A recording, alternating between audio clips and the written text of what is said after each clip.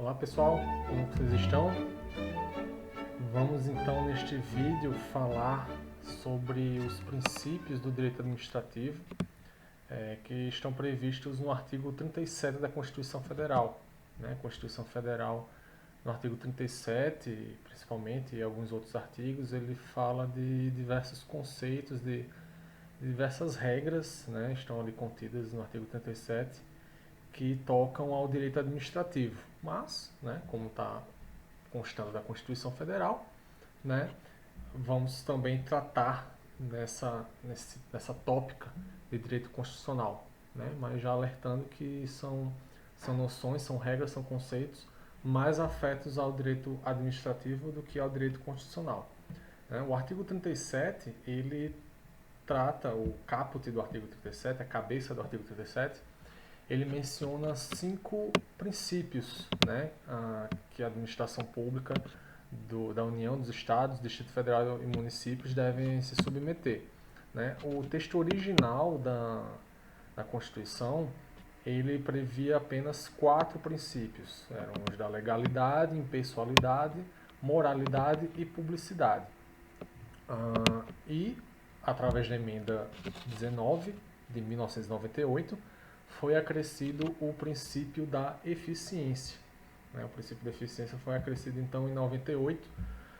Poderia dizer a vocês que seria um acréscimo desnecessário caso a eficiência fosse tratada com, digamos, um mínimo respeito.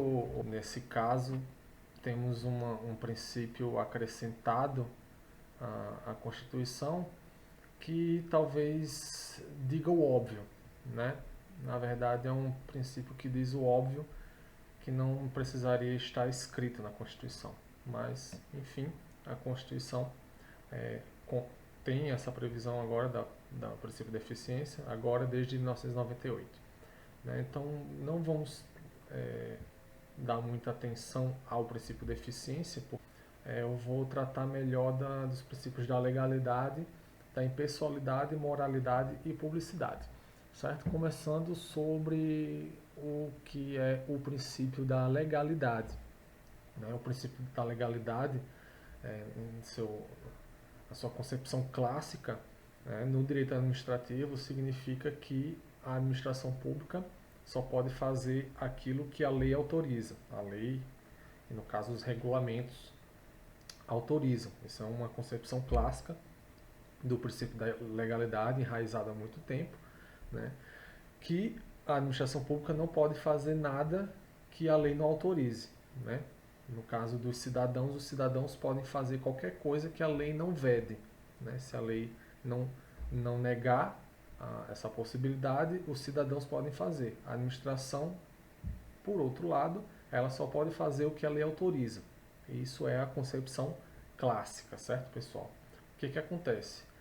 Nós vivemos no século XXI, vivemos algumas transformações, principalmente a partir da Segunda Guerra Mundial, onde a noção de lei, da lei ser suficiente, ela foi um tanto quanto quebrada, Essa noção de que a lei é suficiente para tudo, que a lei abarca tudo que necessitamos, ela foi fragilizada após a Segunda Guerra Mundial, pelo fato de que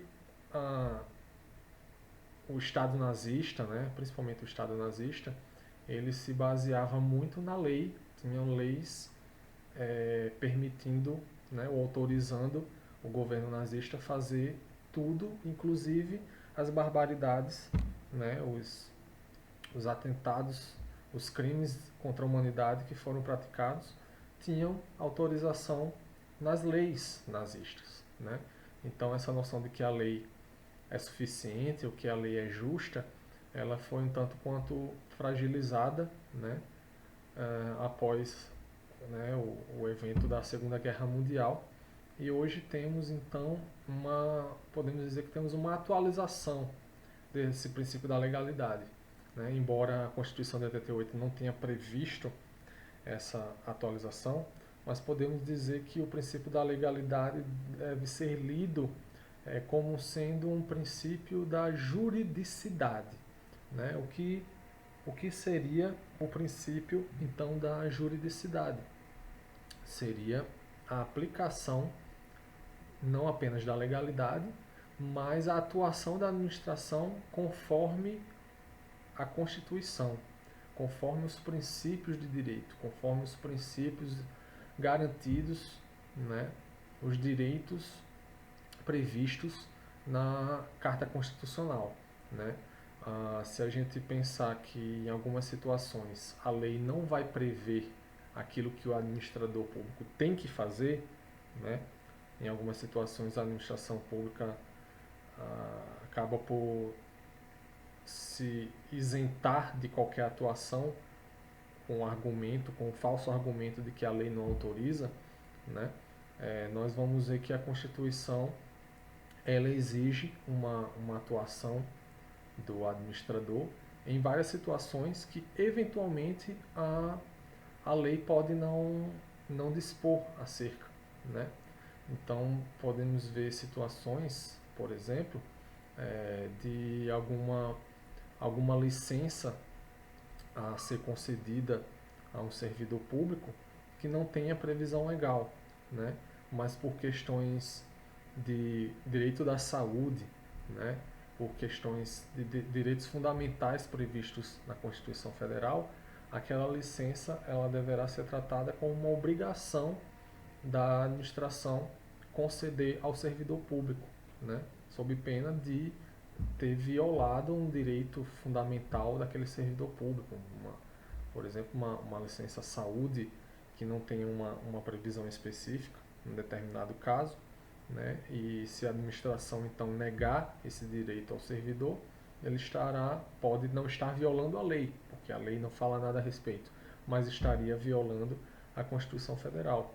Então a administração pública ela não tem que atender apenas a legalidade estrita, mas tem que atender à juridicidade, ou seja, ela tem que ter uma atuação conforme as leis e principalmente conforme a Constituição que está acima das leis.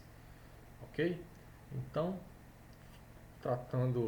estado tratada essa questão da legalidade com a sua atualização, vamos passar então a falar sobre a impessoalidade. A impessoalidade não é um princípio tão complicado de compreender, né? É o dever da administração pública de atuar de maneira impessoal, óbvio, sem identificar pessoas com os atos praticados pela administração, né? Qualquer servidor público que esteja ali atuando, ele não está atuando em nome próprio, mas está atuando em nome da administração pública, né?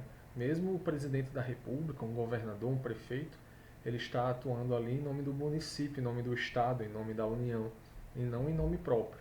Então, o nome do administrador, do gestor público, ele tem que estar desvinculado das ações que ele pratica, se aquelas ações que ele pratica são ações de caráter público, se ele está ali como na qualidade de gestor público, né? Ele não pode vincular a pessoa dele às ações praticadas, né?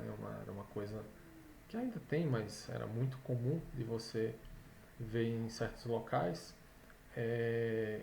sinais públicos, emblemas, cores de prédios públicos, né, associadas às cores do partido do gestor público.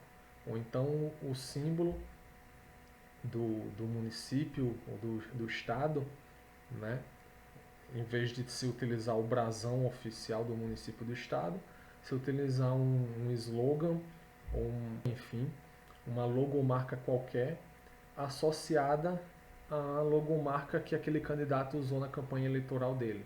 Então isso aí é uma óbvia violação ao princípio da impessoalidade e que cada vez mais vem sendo coibido, né? A Justiça, o Ministério Público vem atuando bastante contra essas situações que já foram verificadas no passado e que certamente ainda devem existir em alguns municípios, alguns estados, Brasil afora, né? Então vamos encerrar esse vídeo aqui e no próximo vamos tratar dos outros dois princípios que ainda não comentamos, que são os princípios da moralidade e da publicidade, ok? Então, um forte abraço.